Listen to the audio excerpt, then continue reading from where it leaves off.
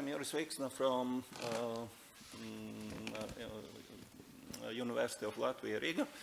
Thanks a lot to organizers for a nice opportunity to be here in this nice conference and present our results on gene regulatory network modeling. What I will be talking about is we are using hybrid system-based formulas. We have been working for some time and some new results regarding models, and also kind of approach which we call representation graphs for state spaces of these models, which kind of shows in compact form kind of regions of interest one may be most interested in.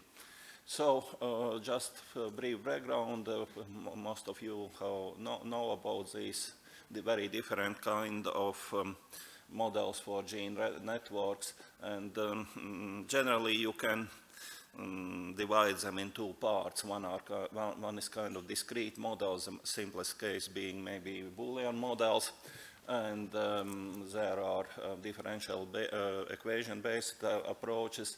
And with these both types, you have kind of trade-offs that for these discrete models, what you can do is you can make some predictions about model behavior. For these more continuous, you can probably obtain better simulation results. And then if we ask questions what we are really interested to obtain from model, one of course is this simulation. And with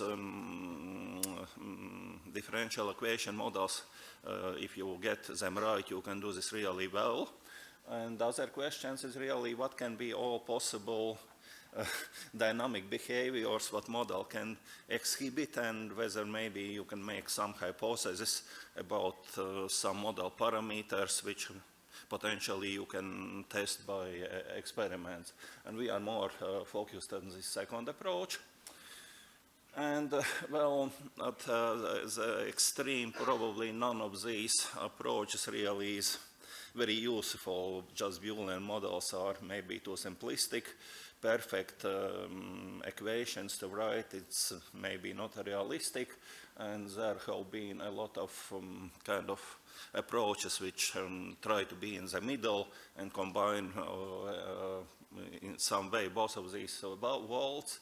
And there is one particular developed by Alvis Brāzma and Thomas Schlitt, with whom we are also collaborating, which is kind of extended Boolean model, but it tries to incorporate this continuous part. It's called finite state linear model. And generally it's Boolean approach, but there are two things. They strictly separate gene activity and binding site activity. And when gene becomes active, then the protein that corresponds to it starts to grow linearly. When it becomes inactive, it starts to degrade linearly. And depending on concentration, then it can occupy or free binding site. And what they were able to show, there was very good model by McAdams and Shapiro, but completely non-mathematical, but very good model of lambda phage. And it had two stable known behaviors, so-called lysis and lysogeny. And for this model, they obtained almost perfect simulation results. One thing one can ask about this is really this linearity of concentration changes, which looks not very convincing. And when we were looking at that, actually one thing we noticed that it's not really that important for this particular case. And then we come up with our kind of another hybrid system based approach, but with some specifics.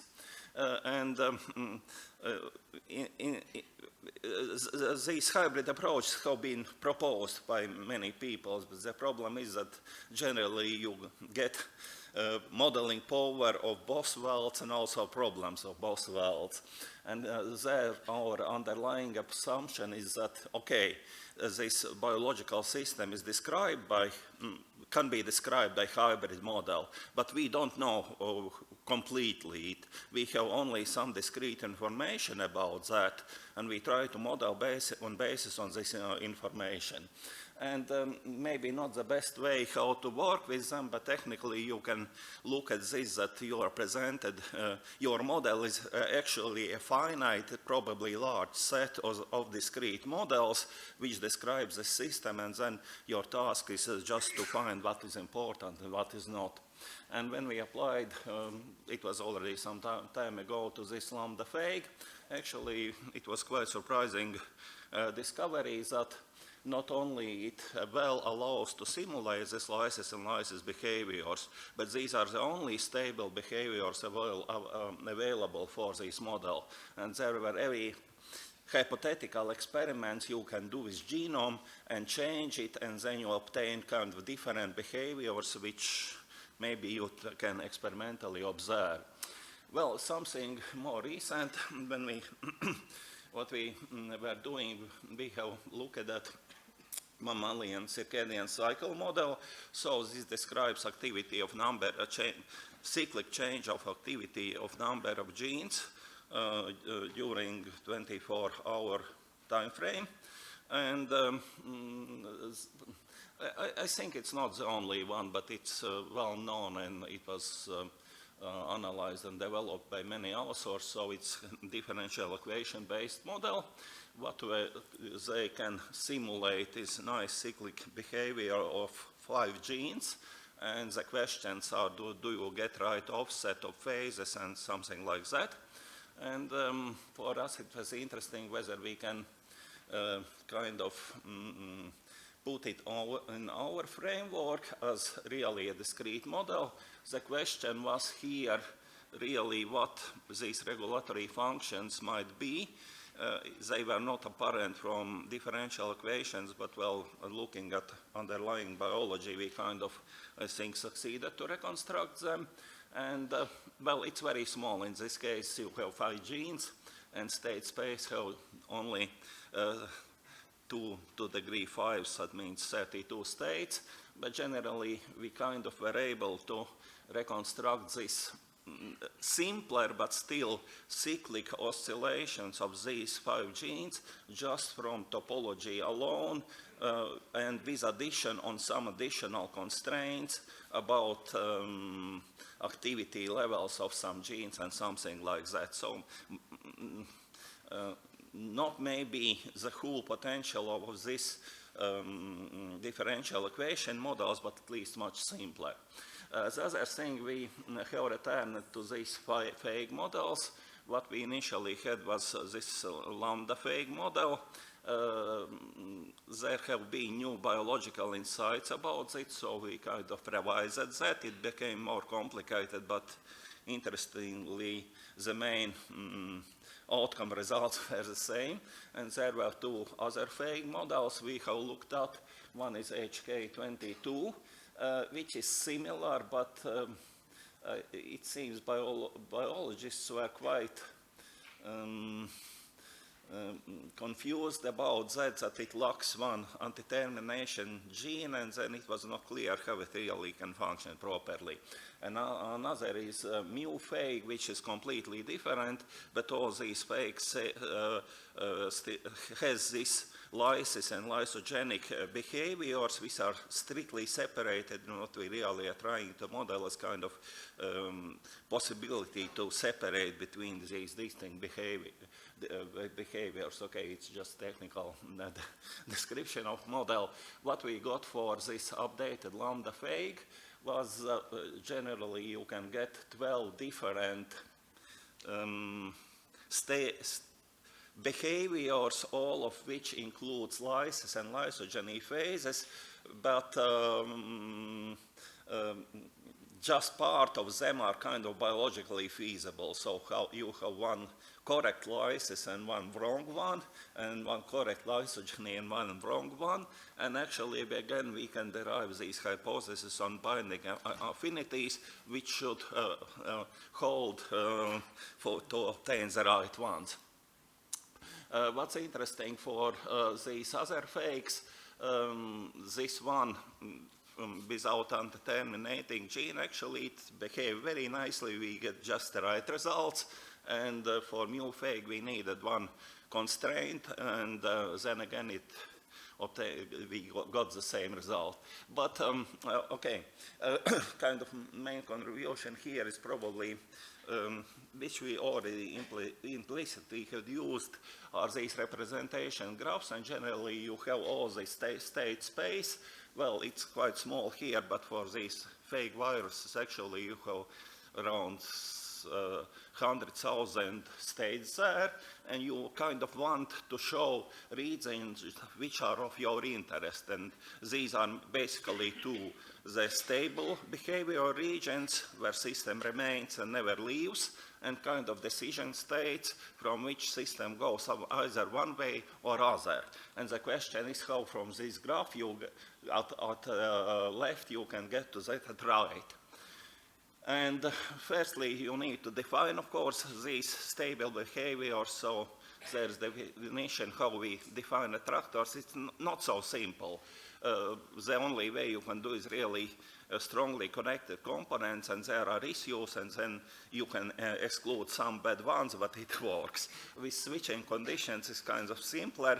These are regions from which some part are transitions which are irrevocable. You cannot kind of retrace them back.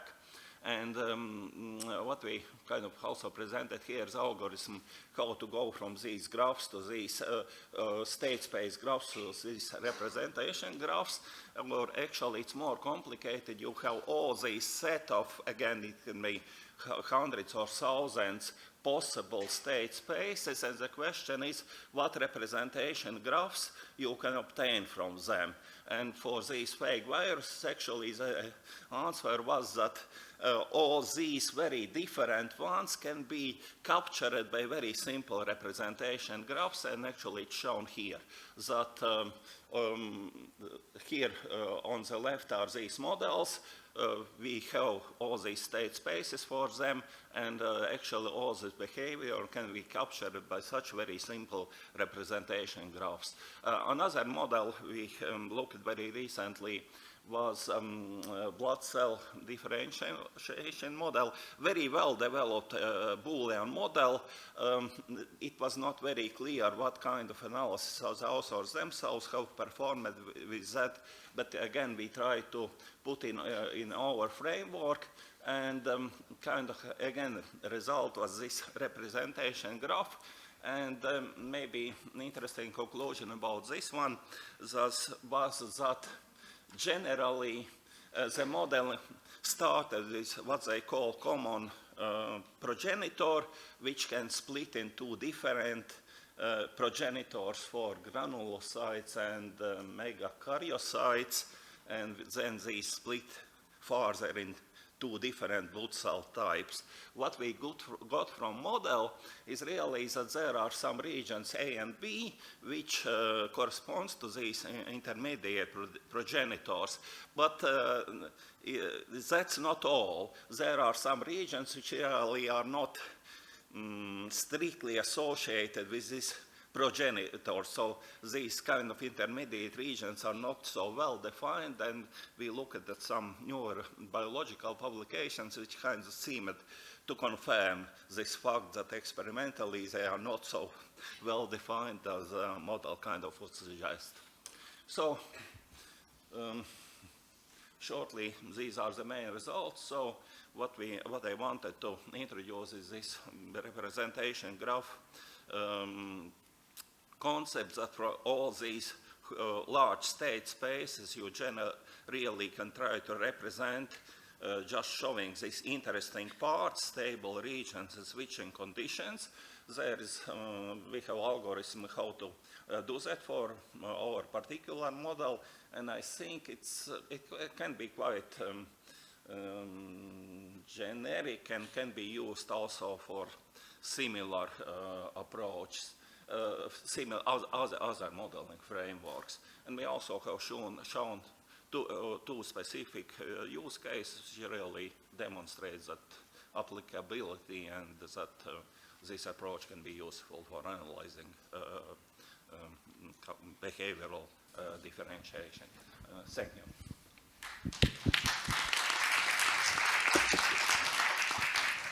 All right, thank you, Juris. Maybe you want to stand closer to the mic. Yes, so any questions from the floor?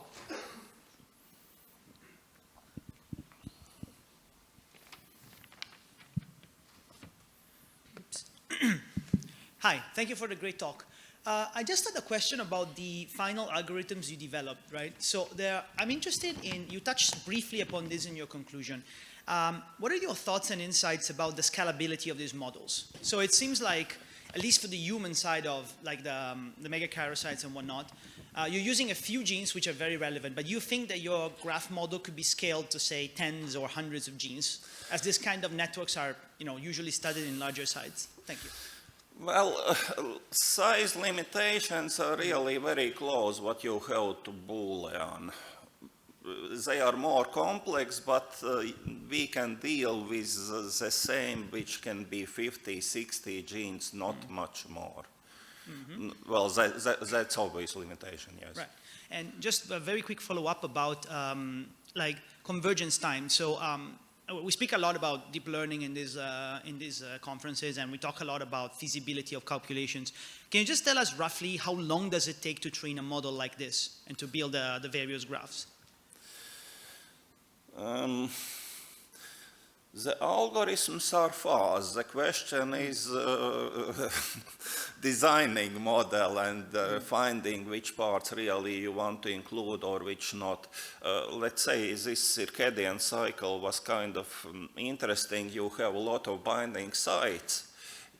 Formally, you can treat them separately. Then we realized if we do that, then we really can custom design any behavior we want, and this doesn't make sense. So you should be careful which really you can should consider as an important biological feature, and which can be just useful to get model work, and then it's better to avoid that.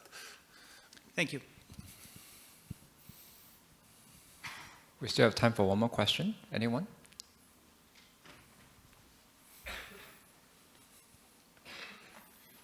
Hi.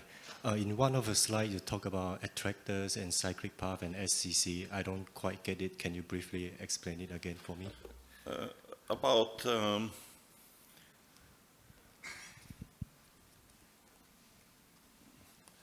how to define attractors? Yes, this one. Okay, well, in Boolean models, they are just simple cycles. There are no questions. You go to cycles and you remain here. I think it's not really very completely original. Some extended Boolean models with time delays or some have tried to propose as strongly connected components these parts. So if you go to this part of graph, you never leave that. So it's the best analog you may have. The problem is that really in this framework, it's actually even not algorithmically decidable whether one state is reachable for other. So you can, frankly, you can get model with single attractor and not be able to really find meaningful stable regions. Well, fortunately, just for these models we have played with, it's the attractors turn out to be nicely simple. So you have state space with tens of thousands states, and attractors for lysis and lysogen we have around 12 or 16 and 2 or 4 states in each. So these are very small regions, but it's not guaranteed, frankly. But this is best, I think, what you can do in general graphs. And for some of these, you can prove that, okay, it's strongly connected component, but it still will be left at some time point. But for some, you can't, and this is what you are left with. Thank you. Thank you very much.